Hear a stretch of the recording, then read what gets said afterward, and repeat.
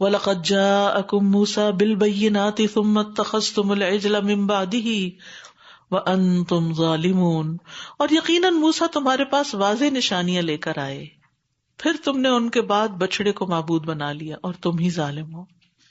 بالبینات، موسیٰ علیہ السلام کو اللہ تعالیٰ نے بے پناہ معجزات دیے تھے، روشن دلائل دیے تھے، ان کا ہاتھ روشن ہو جاتا تھا جب وہ نکالتے تھے بغل سے، عصا سانپ بن جاتا تھا، عصا کے ذریعے پتھر سے چشمے پھوٹے، عصا کے ذریعے سمندر پہ رستہ بنا، یعنی بے شمار چیزیں تھیں جس سے ان کو پکا یقین تھا کہ اللہ کے رسول ہیں۔ اور سب سے بڑی دلیل کیا کہ ان کو سمندر پار کرا کے لے گئے تھے، فرعونیوں سے نجات دلائی تھی۔ اتنے احسانات تھے موسیٰ علیہ السلام کے بنو اسرائیل پہ، لیکن اس کے باوجود انہوں نے ان کو بہت تنگ کیا، ان کی بات مان کے نہیں دیتے تھے۔ تو اللہ تعالیٰ فرماتے ہیں موسیٰ تمہارے پاس بہت سی نشانیاں لائے تھے، پھر بھی تم نے اس کے جانے کے بعد بچڑے کو معبود بنا لیا، اتنی جلدی بے وفائی کر لی کہ جس چیز کی طرح وہ تمہیں بلا رہے تھے وہ چھوڑ کے کسی اور رستے پہ چل پڑے۔ وَأَنْتُمْ ظَالِمُونَ، اور تم ظالم تھے، کیونکہ بچڑے کی عبادت کیا تھا؟ شرک، اور شرک کیا ہوتا ہے؟ سب سے بڑا ظلم، کہ اللہ کے حق میں گستاخی کی جائے۔ تو یاد رکھیے کہ جو شخص کسی محسن کا احسان نہ مانے نا، وہ ظالم ہوتا ہے، اور وہ دوسرے پر ظلم تو کر رہا ہوتا ہے لیکن دراصل اپنے آپ پر ہی کر رہا ہوتا ہے، احسان فراموشی کر کے۔ پیغمبر کے ساتھ سب سے بڑا احسان کیا ہے، یا اس کے احسان کا جواب کیا ہو سکتا ہے؟ کہ اس کی اطاعت کی جائے، اس کو فالو کیا جائے، اس کی بات مانی جائے۔ وَإِذْ أَخَذْنَا مِيثَاقَكُمْ وَرَفَعْنَا فَوْقَكُمُ الطُّورَ خُذُوا مَا آتَيْنَاكُمْ بِقُوَّةٍ وَاسْمَعُوا قَالُوا سَمِعْنَا وَعَصَيْنَا وَأُشْرِبُوا فِي قُلُوبِهِمُ الْعِجْلَ بِكُفْرِهِمْ قُلْ بِئْسَ مَا يَأْمُرُكُمْ بِهِ إِيمَانُكُمْ إِن كُنتُم مُّؤْمِنِينَ۔ اور جب ہم نے تم سے پختہ عہد لیا اور کوہ طور کو تمہارے اوپر بلند کیا، یعنی پہاڑ تمہارے اوپر معلق کر کے تم سے وعدہ لیا، اور حکم دیا جو ہم نے تمہیں دیا ہے اسے مضبوطی سے پکڑ لو، یعنی جو پیغمبر تمہارے پاس لے کر آئے ہیں موسیٰ علیہ السلام تعلیمات، ان کو اب تھام لو اور سنو، یعنی جو کہا جا رہا ہے اس کو غور سے سنو۔ انہوں نے کہا ہم نے سن لیا اور ہم نے نافرمانی کی۔ صحابہ کرام میں اور موسیٰ علیہ السلام کی قوم، ان دونوں میں فرق کیا تھا؟ صحابہ نے کیا کہا؟ وقالوا سمعنا واطعنا، ہم نے سنا اور ہم نے اطاعت کی۔ انہوں نے کیا کہا؟ سمعنا وعصینا۔ اللہ اکبر، سن تو لیا لیکن یہ مان نہیں سکتے ہم، یہ ہم سے نہیں مانا جائے گا۔ ہم اپنے دلوں کا ذرا جائزہ لیں کہ جب ہم اللہ تعالیٰ کی آیات سنتے ہیں تو ہم دل ہی دل میں کیا کہہ رہے ہوتے ہیں؟ یا ہم اس پہ عمل کریں گے، یا یہ کہہ رہے ہوتے ہیں یہ تو بڑا مشکل ہے بھائی، یہ نہیں ہو سکتا، آج کے دور میں یہ کیسے ہو سکتا؟ تو ہم کس کی روش پہ چل رہے ہیں پھر؟ صراط الذین انعمت علیہم کی روش پہ جو صحابہ کرام تھے، یا مغضوب علیہم کی روش پہ؟ کتنا بھی مشکل لگے نا کوئی حکم، تو کم از کم یہ کہیں یا اللہ توفیق دے دے، میرے لیے ہے مشکل پر میں پوری کوشش کروں گی اور تو میرے لیے آسان کر دے بس۔ لیکن چھوٹتا ہی یہ کہنا بھائی یہ نہیں ہو سکتا، اٹس ناٹ پاسبل، یہ نہیں ہونا چاہیے ہمارا رویہ۔ یہ بنی اسرائیل کا رویہ تھا، سن لیا اور ہم نے نافرمانی کی، اور ان کے کفر کی وجہ سے وہ اپنے دلوں میں بچڑے کی محبت پلا دیے گئے۔ یہ اللہ کے سوا کسی کی بھی محبت حد سے بڑی ہوئی ایک عذاب کی شکل ہے، عذاب کی شکل ہے، اور یہ گناہوں کے نتیجے میں آتی ہے۔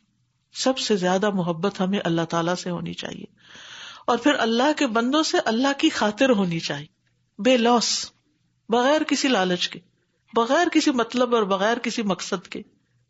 کہہ دیجئے کتنا برا ہے وہ کام جس کا حکم تمہارا ایمان تمہیں دیتا ہے، اگر تم مومن ہو، اگر اپنے آپ کو بڑے مومن سمجھتے ہو۔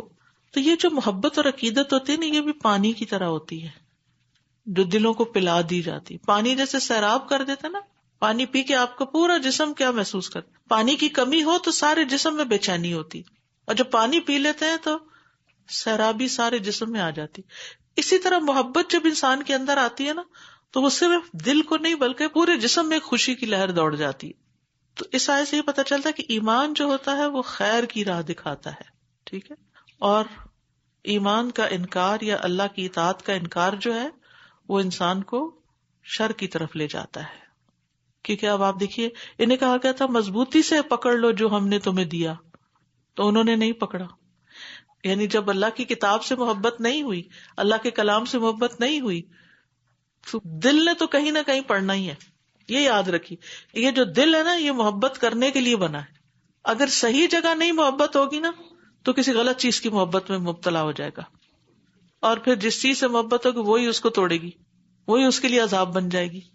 اسی لیے آپ دیکھیں کہ مثلاً اپنی اولاد ہی ہے نا، جب ہم ان سے اللہ سے بڑھ کے محبت کرنے لگتے ہیں نا تو پھر کیا ہوتا ہے، انہی کی طرف سے جلن اور کڑن آتی ہے اس حصے میں، وہ اتنا ہی پریشان کرتے ہیں، کیونکہ آپ محبت دے رہے ہوتے ہیں اور وہ رسپونڈ نہیں کر رہے ہوتے نا، پھر آپ کا دل کیا کرتا ہے، پھر آپ اتنی دکھی ہوتے ہیں کہ میں نے ان کے لیے اپنی ہر چیز قربان کر ڈالی ہے اور ان کو پرواہ ہی نہیں ہے، یہ سیدھے منہ بات بھی نہیں کرنا چاہتے.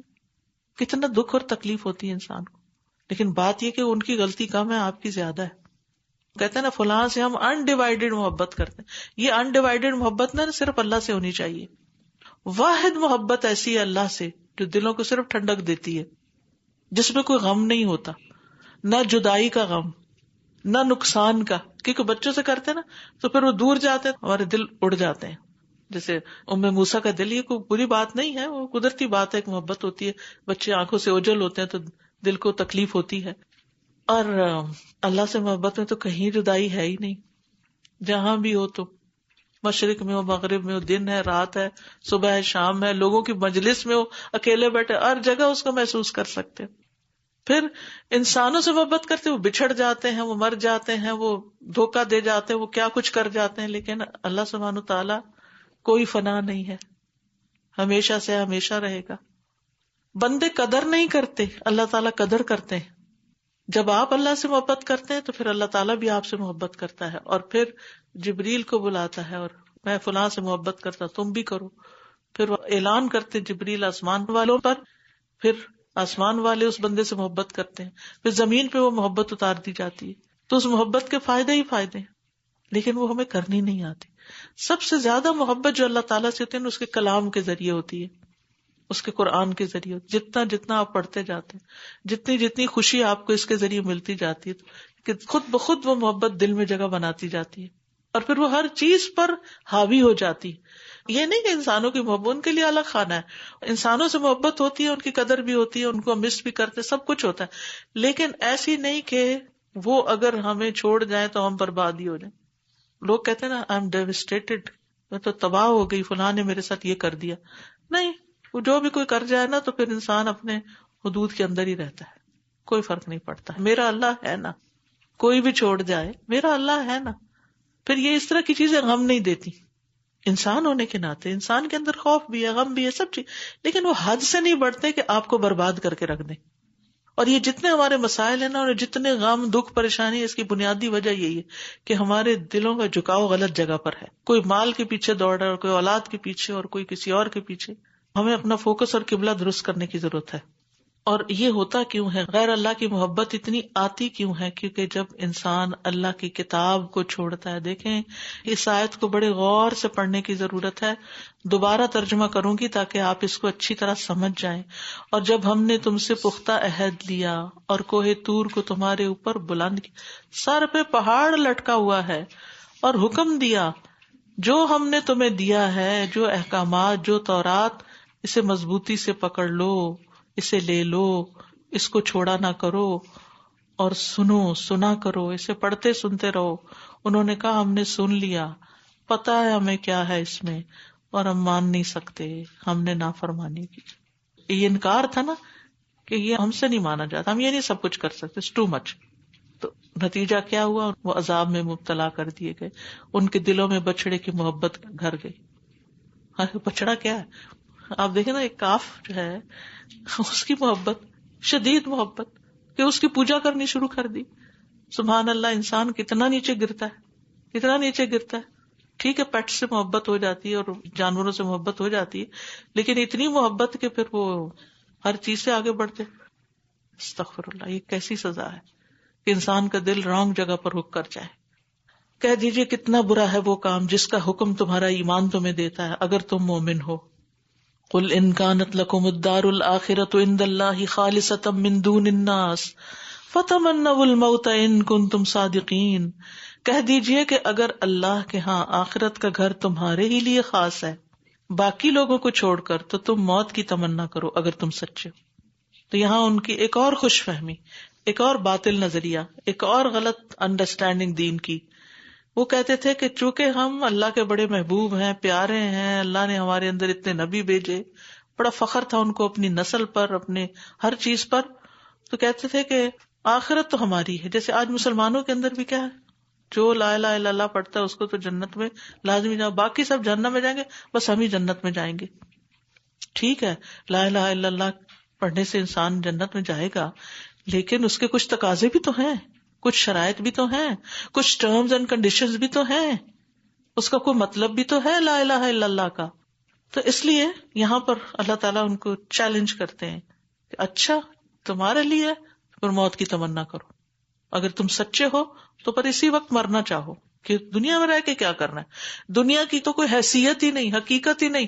دنیا کی حیثیت کیا ہے، ایک مچھر کے پر برابر. مچھر سب سے ہلکی چیز، اگر آپ اس کو ترازو میں ڈال لیں نا، اس بیچارے کا کوئی وزن نہیں نکلے گا. اسکیل پہ رکھ دے پھر دیکھے کیا نکلا نتیجہ، اسکیل ہلے گا بھی نہیں.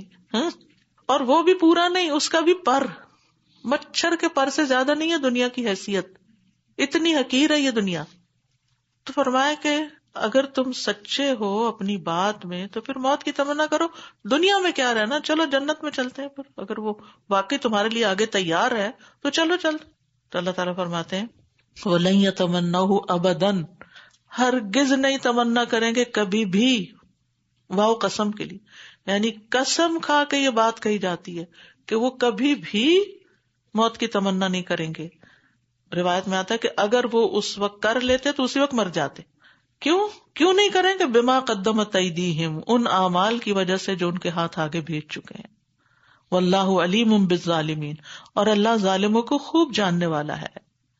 وَلَتَجِدَنَّهُمْ أَحْرَصَ النَّاسِ عَلَى حَيَاةٍ وَمِنَ الَّذِينَ أَشْرَكُوا يَوَدُّ أَحَدُهُمْ لَوْ يُعَمَّرُ أَلْفَ سَنَةٍ وَمَا هُوَ بِمُزَحْزِحِهِ مِنَ الْعَذَابِ أَن يُعَمَّرَ وَاللَّهُ بَصِيرٌ بِمَا يَعْمَلُونَ. اور البتہ آپ ضرور انہیں دیگر لوگوں سے بڑھ کر زندگی کا حریص پائیں گے. یعنی ایک طرف کہتے ہیں آخرت ہمیں بڑی پیاری ہے، اس سے محبت ہے، وہ ہمارے لیے، اور دوسری طرف عملی طور پر دنیا کی محبت میں مبتلا ہے. یہاں تک کہ مشرکوں سے بھی بڑھ کر، شرک والوں سے بھی، سب سے بڑھ کر ان میں سے ہر ایک چاہتا ہے کاش وہ 1000 سال عمر دیا جائے. حالانکہ اتنی عمر دیا جانا اسے عذاب سے بچانے والا نہیں. چاہے 1000 سال بھی جیے تو آخر میں تو مرنا ہی ہے، اور اللہ خوب دیکھنے والا ہے جو بھی عمل وہ کرتے ہیں. تو اہل کتاب کی زندگی سے محبت اتنی زیادہ کیوں تھی؟ مرنا کیوں نہیں چاہتے تھے؟ دنیا کی محبت، تو دنیا کی محبت اس لیے کہ ان کے اعمال ویسے نہیں تھے، ان کو پتا تھا کہ اعمال نہیں. اچھا آج آپ دیکھیں ہمیں بھی موت سے ڈر کس وجہ سے لگتا ہے؟ اعمال ٹھیک نہیں ہے نا. ہمیں یہی ہوتا ہے کہ کہیں پکڑ نہ ہو، لیکن کچھ کرتے بھی نہیں ہے. پھر اگر واقعی ہمیں موت سے ڈر ہے نا تو پھر اس کی تیاری شروع کر دیں، کیونکہ مومن کے لیے آخرت دنیا سے بہتر ہے. دنیا کی حیثیت تو مچھر کے پر برابر بھی نہیں، لیکن مسئلہ تو وہی ہے کہ عمل کچھ نہیں. تو جب ہمیں پتا ہے کہ ایک دن تو موت نے آ ہی جانا ہے، کہیں آ کے کھڑے کھڑے بھی تو بوجھ سکتی ہے. آپ نے کئی ایسے کلپس دیکھے ہوں گے جس میں کئی شارٹس انہوں نے اکٹھے کیے ہوئے تھے. ایک کلپ میں نے دیکھا کہ کوئی کرسی پہ بیٹھا گر رہا ہے، اور کوئی کاؤنٹر پہ کھڑا ہوا گر رہا ہے، اور کوئی کچھ کرتے ہوئے کوئی کہیں. بے شمار لوگ ایسے دیکھتے دیکھتے ہاتھوں سے نکل جاتے ہیں. موت نے تو کہیں بھی آ جانا ہے. عقل مند وہ ہے جو موت کے بعد میں آنے والے دنوں کی تیاری کرے. ہماری روز کی تیاری بس صرف اس دنیا کے آج کے دن کی ہوتی ہے، یا مہینے کی، یا سال کی پلاننگ ہوگی، یا 5 سال کی. سال ختم ہونا نا، نیا سال، تو سب اس چکر میں پڑ جاتے ہیں کہ نیکسٹ ایئر کے، نیو ایئر کے ریزولوشنز بنائیں، اور کیا کرنا ہے، اور پلاننگ کیا ہے، اگلے سال میں کیا کیا اچیو کرنا ہے، وغیرہ وغیرہ، جو کامیاب قسم کے لوگ ہوتے ہیں. ورنہ عام لوگوں کو تو اس کی بھی فکر نہیں ہوتی، تو دن اور رات کے لیے جیتے ہیں. کون سا سال آیا اور کون سا گیا اور کتنے گزر گئے، اس کی بھی ان کو گنتی نہیں آتی. کئی لوگ پوچھا آپ کی عمر کتنی ہے تو ان کو نہیں پتا ہوتا کتنی ہے. بہت سے لوگ تو اس طرح بھی جیتے ہیں. تو ہمیں صرف دن اور رات کے اس چکر میں نہیں پڑے رہنا چاہیے، اس دن کے لیے فکر کرنی چاہیے جس کا آنا یقینی ہے، اور وہ موت ہے. انس رضی اللہ عنہ کہتے ہیں کہ رسول اللہ صلی اللہ علیہ وسلم نے فرمایا ابن آدم بوڑھا ہو جاتا ہے اور اس میں 2 چیزیں جوان رہتی ہیں، مال کی حرص اور عمر پر حرص. اور تھوڑا سا جی لو، ابھی نہیں مرنا.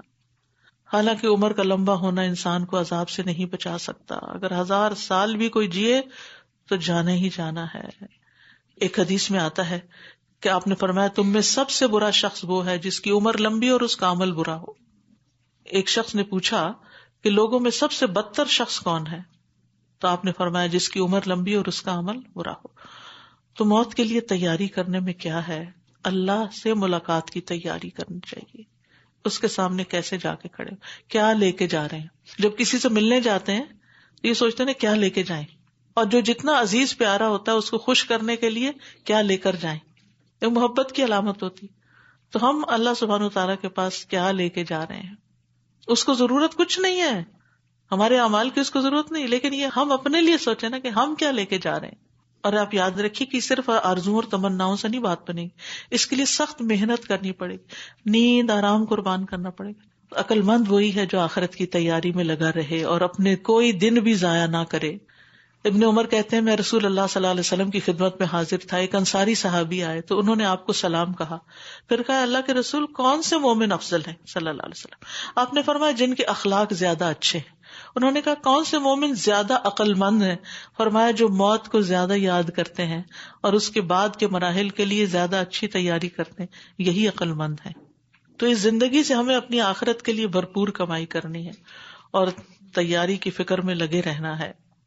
فمن کان یرجو لقاء ربہ فلیعمل عملا صالحا ولا یشرک بعبادۃ ربہ احدا.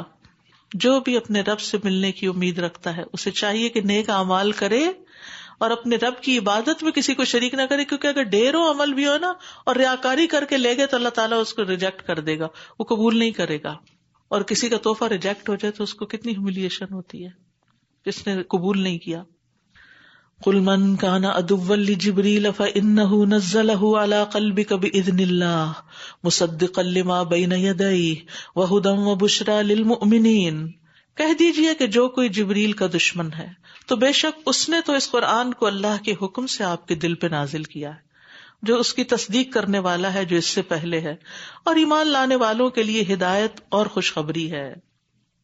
ابن عباس اس آیت کا پس منظر کچھ یوں بتاتے ہیں کہ یہودی رسول اللہ صلی اللہ علیہ وسلم کے پاس آئے اور کہنے لگے ہر نبی کے لیے ایک فرشتہ ہوتا ہے جو اس کے پاس وحی لے کے آتا ہے، یہ بتائیے کہ آپ کا ساتھی کون ہے، کون سا فرشتہ ہے؟ آپ نے فرمایا جبریل علیہ السلام. کہنے لگے وہی جبریل جو جنگ، لڑائی اور عذاب لے کے آتا ہے، وہ تو ہمارا دشمن ہے. اگر آپ میکائیل کا نام لیتے جو رحمت، نباتات اور بارش لے کے آتا ہے، تب تو بات بن جاتی. تو اس پر اللہ سبحانہ وتعالیٰ نے یہ آیت نازل کی کہ جو جبریل کا دشمن ہے اس کا تو کوئی قصور نہیں ہے کہ اس سے دشمنی رکھی جائے. اس نے تو آپ کو یہ قرآن اللہ کے اذن سے دیا، وہ خود سے نہیں لے کر آئے. وہ جیسے ایک اور جگہ پر بھی آتا نا کہ ہم اپنی مرضی سے نہیں اترتے، اللہ کے حکم سے ہی اترتے ہیں. کیونکہ نبی صلی اللہ علیہ وسلم نے خواہش ظاہر کی تھی کہ زیادہ آئے جبریل، تو کہا کہ ہم اپنی مرضی سے نہیں آ سکتے، اللہ کے اذن سے آتے ہیں. فَإِنَّهُ نَزَّلَهُ عَلَىٰ قَلْبِكَ بِإِذْنِ اللَّهِ مُصَدِّقًا لِمَا بَيْنَ يَدَيْهِ. اور جو لے کر آئے وہ اس چیز کی تصدیق کرنے والا ہے جو اس سے پہلے تورات، انجیل وغیرہ کی. وَهُدًى وَبُشْرَى لِلْمُؤْمِنِينَ. اور ایمان لانے والوں کے لیے ہدایت اور خوشخبری لے کر آئے ہیں. تو اے یہود تمہیں کس بات پہ پریشانی ہے؟ کیوں تم نے اس سے دشمنی مول رکھی ہے؟ وہ کوئی غلط کام نہیں کر رہے، وہ جو لائے ہیں وہ تو تمہاری کتابوں کی تصدیق کر رہا ہے، وہ تو تمہارے فائدے کی چیز لائے اور تم اس سے دشمنی رکھے ہوئے. ایک یہ نا کہ آپ کسی شخص کے آنے پر اعتراض کریں کیونکہ وہ آپ کو، آپ کی بات کو، آپ کو ریجیکٹ کرنے کے لیے آ رہا ہے، یا یعنی آپ کو کوئی نقصان دینے کے لیے آ رہا ہے. وہ نقصان دینے کے لیے نہیں آ رہا، وہ تو تمہاری کتاب کی تصدیق کر رہا ہے اور تم اس سے دشمنی رکھے ہوئے ہو. تو بہرحال یہ بھی ایک بہانہ تھا بہت سے بہانوں میں. جیسے یہ کہا تھا نا کہ اگر یہ رسول ہمارے میں سے آتا تو ہم ضرور مان جاتے. تو اللہ تعالیٰ فرماتے ہیں من کان عدوا للہ وملائکتہ ورسلہ وجبریل ومیکال فإن اللہ عدو للکافرین. جو کوئی اللہ کا اور اس کے فرشتوں کا اور اس کے رسولوں کا اور جبریل کا اور میکائیل کا دشمن ہے تو بے شک اللہ ایسے کافروں کا دشمن ہے. یعنی اللہ کے محبوب سے دشمنی رکھنا دراصل اللہ سے دشمنی، اور جو اللہ سے رکھے پھر اللہ اس کا جواب کیسے دیتا ہے وہ تو ہوش ٹھکانے آ جائے. تو ہمیں اللہ تعالیٰ سے محبت کرنی چاہیے، اللہ کے رسول صلی اللہ علیہ وسلم سے محبت کرنی چاہیے، اللہ کے فرشتوں سے محبت کرنی چاہیے، ملائکہ سے محبت کرنی چاہیے. فرشتے اپنی مرضی سے کچھ نہیں کرتے، یفعلون ما یؤمرون، وہ وہی کرتے ہیں جو حکم دیے جاتے ہیں، ان کو جو ملتا ہے وہ اطاعت کرتے ہیں.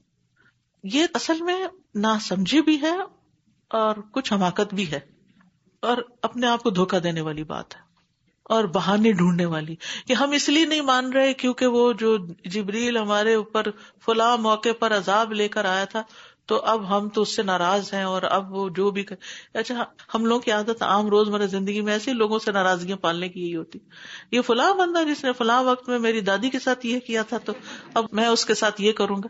یعنی کہ خواہ مخواہ کی لڑائیاں مول لینا، یہ نہ دیکھنا کہ وہ تمہارے بھلے کی بات لے کر آیا ہے، تمہیں کوئی فائدہ دینے آیا ہے یا تمہارا کوئی نقصان کرنے آیا ہے. تو اس طرح کی ناسمجھی بھی نہیں کرنی چاہیے. اصل بات یہ کہتے ہیں نا، حجتاں ڈھیر والی بات یہ کہ بہت ساری حجتیں ہو جاتی ہیں بندے کے پاس جب وہ اصل بات نہیں ماننا چاہتا، یعنی اس کی من کی مرضی جب نہیں ہوتی. اور یاد رکھیے ایک بڑا زندگی کا اہم اصول، جس سے اللہ محبت کرتا ہے نا اس سے دشمنی بڑی نقصان دہ ہے. ابو ہریرہ رضی اللہ عنہ کہتے ہیں کہ رسول اللہ صلی اللہ علیہ وسلم نے فرمایا، بے شک اللہ تعالیٰ فرماتا ہے جس نے میرے دوست سے دشمنی کی تو میں اس سے اعلان جنگ کرتا ہوں. تو اللہ کے رسول اللہ کے دوست ہیں، ایمان والے. انما ولیکم اللہ ورسولہ والذین آمنوا، ٹھیک ہے، تمہارا دوست اللہ ہے، اس کا رسول اور ایمان والے. تو ایمان والوں سے دشمنی رکھنا اور بے وجہ ہی لوگوں سے خار رکھنا یہ درست بات نہیں ہے. اور اس طرح فرشتوں سے تو انسان کو چھوٹی چھوٹی باتوں پر دوسروں کے خلاف بغض نہیں پال لینا چاہیے اپنے اندر. اس سے اپنا ہی نقصان ہوتا ہے، کسی کو کچھ نہیں جاتا، اپنا نقصان ہوتا ہے. درگزر اور معافی زندگی کا اصول بنا لینا چاہیے. کوئی بات نہیں، اگر کسی وقت کچھ کہہ دیا، کچھ کر لیا، انسان ہے، ہم بھی ہیں، سب سے غلطی ہو جاتی ہے. پھر فرمایا وَلَقَدْ أَنزَلْنَا إِلَيْكَ آيَاتٍ بَيِّنَاتٍ وَمَا يَكْفُرُ بِهَا إِلَّا الْفَاسِقُونَ، اور یقیناً ہم نے آپ کی طرف روشن آیات نازل فرمائی ہیں اور نہیں انکار کرتے ان کا مگر جو فاسق ہیں، نافرمان ہیں.